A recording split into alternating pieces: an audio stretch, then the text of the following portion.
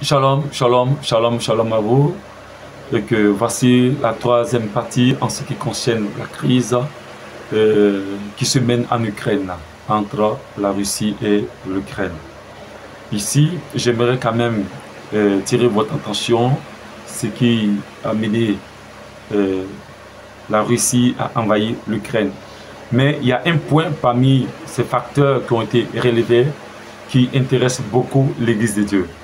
C'est le combat contre l'homosexualité, contre les religions sectaires qui combattent réellement la vérité. Et la Russie condamne totalement ces religions-là. Donc il est vraiment important de comprendre que c'est une guerre spirituelle. C'est une guerre typiquement spirituelle. Ils ont imposé les doctrines, ils ont imposé leur vision à certaines nations africaines et aussi certaines nations partout dans le monde. Et d'autres sont obligés d'accepter parce que on les colle des sanctions sur le dos. Donc voici un peu. Et ceux qu'ils acceptent, ce sont des personnes qui appartiennent à les sectes.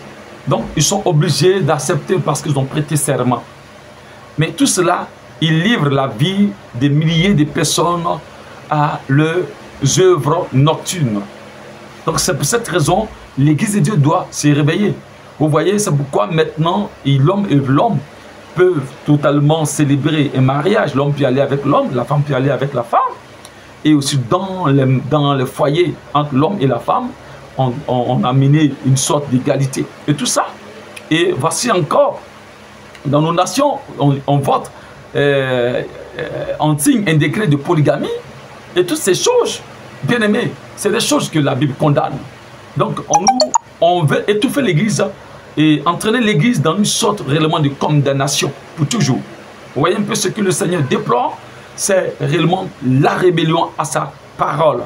Il a dit, si vous m'aimez, gardez mes commandements. Donc, si nous devons garder les commandements de Dieu et sachant que les autorités et les autres nations envoient des lois qui vont contrarier la parole de Dieu, donc dans ce cas, on obéit à qui? On obéit à Dieu ou on obéit aux autorités? Bien aimé, il faut plutôt obéir à Dieu que d'obéir aux autorités, comme l'apôtre Pierre l'a dit.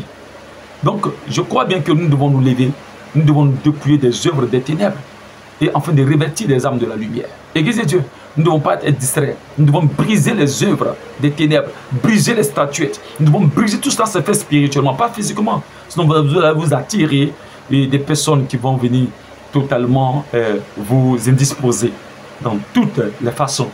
Donc, nous devons nous réveiller, Église de Dieu.